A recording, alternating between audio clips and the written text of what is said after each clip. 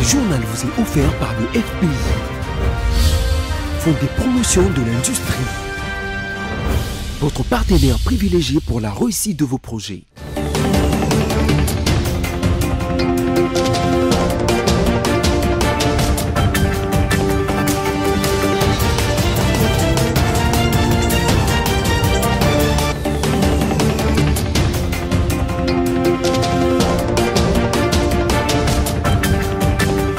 Bonsoir à tous et bienvenue, vous êtes sur BC Télévision pour vous informer tout de suite les titres de votre journal. Les consultations régulières sont maintenues pour renforcer la coopération entre les deux nations. Décision prise conjointement entre les présidents congolais et angolais après la visite de Félix Tshisekedi en Angola. La centrale électorale a révélé la date des prochaines élections des sénateurs et gouverneurs et vice-gouverneurs des provinces du Nord Ubangi et du Kwilu pour le 2 avril prochain et le 29 mars, début de la campagne électorale. Le concert dénommé Solidarité Congo au soutien des enfants victimes des conflits à l'est de la République démocratique du Congo prévu pour le 7 avril prochain est annulé par le préfet de la police de Paris pour des raisons de sécurité. Bienvenue si vous nous rejoignez. Le président de la République, Félix Tshisekedi, s'est rendu le mercredi 26 mars 2025 à Luanda, en Angola, pour une rencontre essentielle avec son homologue angolais João Lourenço concernant les enjeux régionaux. Lors de cette rencontre, les deux chefs d'État ont convenu de maintenir une concertation et des consultations régulières afin de renforcer la coopération entre les deux nations. Suivez. Le chef de l'État, Félix-Antoine Tshisekedi Tshilombo, a effectué une visite officielle à Luanda, en Angola, où il a rencontré son homologue angolais, João Lourenço. Ils ont tous deux réaffirmé leurs bonnes relations et sont engagés à maintenir des consultations régulières sur les conflits en République démocratique du Congo. Cette visite surprise de Félix Tshisekedi intervient quelques jours après que l'Angola a annoncé sa démission de son rôle de médiateur entre la RDC et le Rwanda conformément au processus de Luanda visant à résoudre la crise sécuritaire dans la partie est du pays. Lors d'une réunion interinstitutionnelle tenue le mardi dernier, Félix Tshisekedi a informé les différents chefs d'institutions étatiques de la fusion des processus de Luanda et de Nairobi, officialisant ainsi la disposition de Kinshasa à négocier avec les rebelles. Rappelons que les sommets conjoints des chefs d'État et des gouvernements de la communauté des développements de l'Afrique de l'Est et de la communauté des développements de l'Afrique australe a nommé 5 personnalités éminentes au sein du groupe des facilitateurs dans l'agression rwandaise. Et vous le savez certainement que le président de la République avait lancé depuis les débuts de cette semaine les consultations visant la formation d'un nouveau gouvernement d'union nationale dans le contexte actuel marqué par l'agression rwandaise à l'est du pays, consulté le mercredi par le conseiller spécial du chef de l'État en matière de sécurité. Le regroupement politique AACPG de Pius Mwabilou plaide pour un gouvernement des patriotes. Comme contribution à cette séance de consultation, avant d'en parler, je tiens d'abord à remercier le président de la République pour son souci permanent de trouver des solutions urgentes aux problèmes qui se posent à notre pays, notamment la guerre à l'Est. Son souci permanent de pacifier notre pays, son souci permanent de sécuriser nos frontières et notre intégrité territoriale. Comme contribution, c'est d'abord l'adhésion aux principes édictés par le conseiller spécial et son équipe, l'adhésion à ces principes-là qui sont clairs, principes auxquels on a adhéré et qui vont certainement déboucher sur ce que nous attendons tous, ce fameux gouvernement d'union nationale. Donc c'est l'adhésion à ces principes-là qui est d'abord notre apport. Et ce sont des principes qui ne sont pas des moindres. Et ce que nous apportons, c'est le patriotisme que nous incarnons à travers notre regroupement. Et ce que nous apportons aujourd'hui, c'est le soutien total à la vision du président de la République. Et nous espérons que la main tendue du président conduira à ce que nous ayons dans ce futur gouvernement des gens patriotiques, des gens loyaux, des gens qui acceptent de s'impliquer et de partager la vision du président de la République. Consultation toujours, Jean-Lucien Boussa a conduit une délégation du regroupement politique la CODE auprès du conseiller et spécial du chef de l'État en charge des consultations, Ebirand Kolongele. Au sortir de leur audience, Jean-Lucien Boussa expose sa pensée selon laquelle, dans ce gouvernement d'union nationale, toutes les forces politiques et sociales devront être réellement représentées sur le terrain. Je vous propose de l'écouter. Il a été question aussi de dire comment la CODE voyait la composition du gouvernement. Nous estimons que, et nous l'avons dit, que le gouvernement devait être représentatif de toutes les forces politiques à ancrage réel sur terrain. J'ajouterai de toutes les forces politiques et sociales à ancrage réel sur terrain. Il doit être représentatif de toutes les provinces du pays. J'ai dit tout à l'heure, il devrait inclure l'opposition politique aussi. Parce que, bon, il faut faire bloc contre l'ennemi commun que nous connaissons tous. Nous avons aussi, avec le conseil spécial et son équipe, répondu à la question de savoir mais la taille du gouvernement. La taille du gouvernement doit être une taille qui soit conforme au contexte et aux problèmes que nous voulons résoudre. Quel est le problème que nous voulons résoudre qui nécessite l'implication de tout le monde? C'est le rétablissement de la paix et de la sécurité dans l'ensemble du territoire national.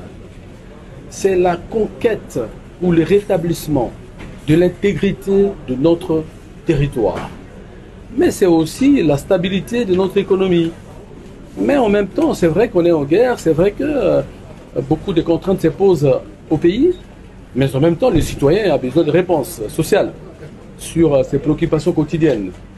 Donc voilà le contenu que nous avons voulu donner en termes de mission attendue de ce gouvernement et que nous estimons être un gouvernement, je dis, des combats par rapport au rétablissement, ce que j'ai indiqué tout à l'heure, paix et sécurité dans le pays, combat sur le plan de la résilience économique et sur le plan de réponse sociale. Mixter les critères. Et puis au cours d'un briefing, focus sur les réformes sectorielles et formations gratuites au profit des dépendants, des militaires et policiers. Le ministre de la Communication et Médias a réagi au sujet du retrait de l'Angola au dialogue. Pour Patrick Mouyaya, toutes ces initiatives qui ont été prises par le président de la République ont été en droite recommandation de la résolution 2773. On l'écoute. Le ministre des Affaires étrangères angolais a fait une communication au terme de la réunion qu'il y a eu entre le président de la République et le président angolais, son homologue João Lourenço. Je crois que le président est déjà rentré à Kinshasa. Le président Lourenço, c'est le président de l'Union africaine.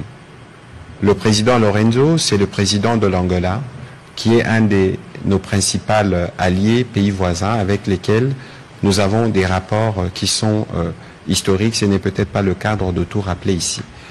Et donc, le président de la République, avant-hier, au cours de la réunion de l'EAC SADC, il a eu l'occasion de rendre hommage à l'immense travail qui a été fait par le président angolais dans le cadre du processus de médiation qu'il a conduit, processus de Nairobi et Luanda, qui aujourd'hui sert de boussole. Il y a aucune institution internationale, aucune communication officielle qui ne s'est fait dans le cadre de ce qui s'est fait aujourd'hui pour le retour de la paix dans l'Est de la RDC, sans que l'on ne puisse faire mention à ce qui s'est passé à Luanda. Parce que Luanda reste le cadre de référence. Et donc il y avait évidemment la nécessité pour les deux hommes d'échanger. Je ne saurais pas vous donner plus de détails sur leur rencontre par rapport à ce qui a été dit justement par le ministre des Affaires étrangères angolais.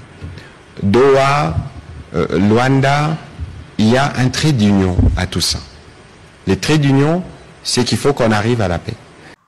Dans un communiqué de presse rendu public le mercredi 26 mars 2025, dont une copie nous est parvenue, la centrale électorale annonce les élections des sénateurs, gouverneurs et vice-gouverneurs des provinces du Nord Ubangi et du Kwilu pour le 2 avril prochain. La campagne électorale débutera le 29 mars de cette année en cours. Suivez la lecture du communiqué avec la voix de Roger Matadi.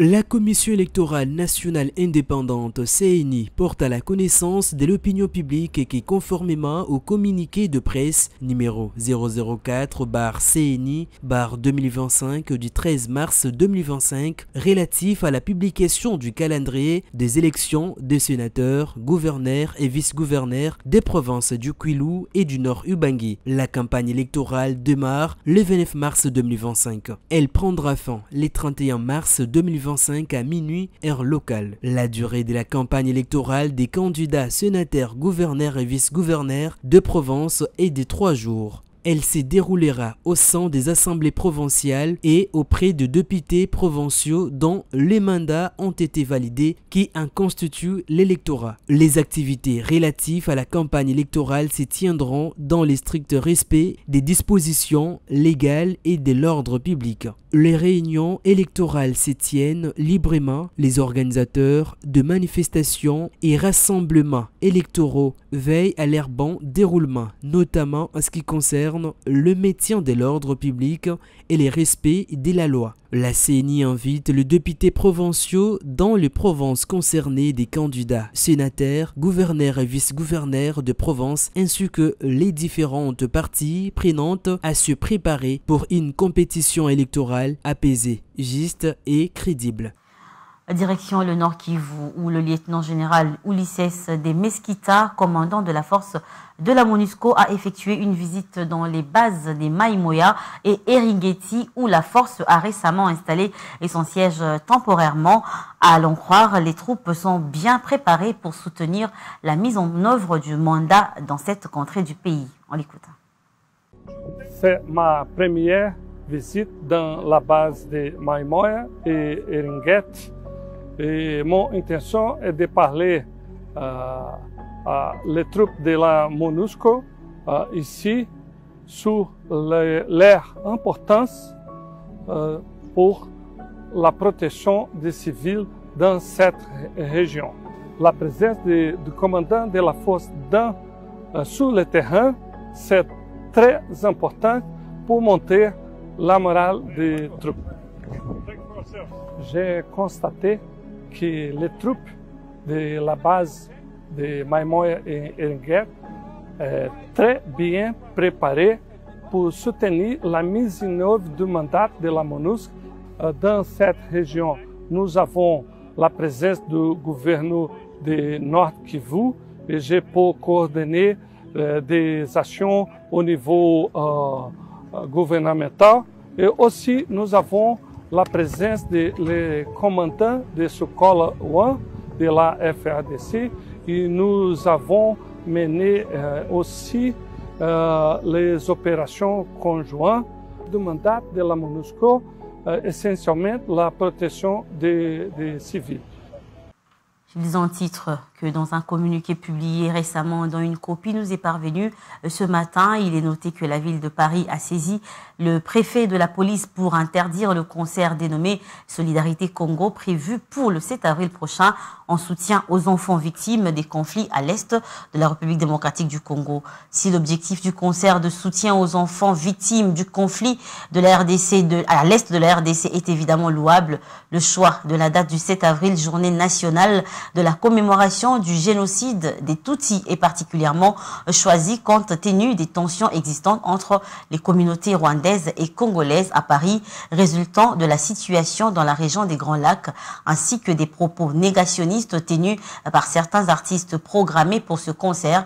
Le maire de Paris estime que la tenue de ce concert à cette date est de nature à engendrer des troubles à l'ordre public, d'où la nécessité d'annuler ce concert. De son côté, l'UNICEF, l'agence onusienne de protection de l'enfance, à qui devaient être versées les recettes, a annoncé qu'elle refusait d'être associée à cet événement. La mairie de Paris a donc saisi par courrier le 10 mars le préfet de la police de Paris, M. Laurent Nunez, afin de demander à l'instar des associations et de l'ambassade du Rwanda en France l'interdiction du concert à cette date au motif des troubles à l'ordre public qu'il engendrerait. Et en dehors de nos frontières, le président français Emmanuel Macron a annoncé une aide militaire supplémentaire des 2 milliards d'euros à l'Ukraine à la veille d'un sommet qu'il a organisé ce jeudi à Paris. Il a par ailleurs affirmé que la Russie avait montré sa volonté de cesser le guerre. Retour en images dans ce reportage de nos confrères de France 24. Volodymyr Zelensky est le premier à arriver à Paris pour préparer le sommet de jeudi. Une rencontre en présence des représentants de 31 États avec un objectif, définir des bases pour garantir la sécurité de l'Ukraine. 4 axes seront développés. D'abord, le déblocage d'une nouvelle aide immédiate à Kiev. Emmanuel Macron a d'ores et déjà annoncé une enveloppe de 2 milliards d'euros comprenant la livraison de nouvelles armes. Le soutien immédiat à l'Ukraine. Nous devons le poursuivre. Il est nécessaire pour continuer la résistance. Ces 2 milliards d'euros de soutien, c'est une part de ce premier volet et notre volonté demain est de mobiliser tous les partenaires qui seront présents pour continuer ce soutien immédiat à l'Ukraine. Autre point qui sera abordé, un plan de cessez-le-feu durable avec la Russie. Pour l'heure, les négociations entre Kiev, Moscou et Washington ont abouti à des accords de trêve distincts qui peinent à être mis en œuvre. Le devenir de l'armée ukrainienne sera aussi au cœur des discussions. Pour le président français, continuer de l'équiper dans le futur permettrait de dissuader Moscou de toute nouvelle agression. Une dissuasion qui pourrait être également incarnée par la présence d'une force militaire sur le territoire ukrainien, une initiative des Britanniques et des Français qui sera discutée jeudi. Leur objectif principal sera de contrôler et de surveiller la situation, de mener des entraînements conjoints et d'empêcher toute tentative de la Russie de revenir avec une nouvelle vague d'agression.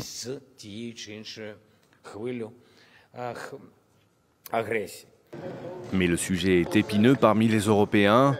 Des pays comme l'Italie et la Pologne s'opposent d'ores et déjà à la formation d'une telle force de maintien de la paix.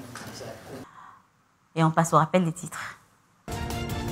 Les consultations régulières sont maintenues pour renforcer la coopération entre les deux nations.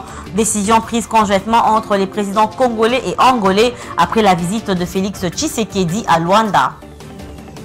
La centrale électorale a révélé la date des prochaines élections des sénateurs, gouverneurs et vice-gouverneurs des provinces du Nord Ubangi et du Kwilu pour le 2 avril prochain et le 29 mars, début de la campagne électorale. Le concert dénommé Solidarité Congo au soutien des enfants victimes des conflits à l'est de la République démocratique du Congo pour le 7 avril, prévu pour le 7 avril prochain, est annulé par le préfet de la police de Paris pour des raisons de sécurité. Fin de ce journal, merci à vous, madame, messieurs, de nous avoir suivis. Bonne suite de programme sur nos antennes. Au revoir.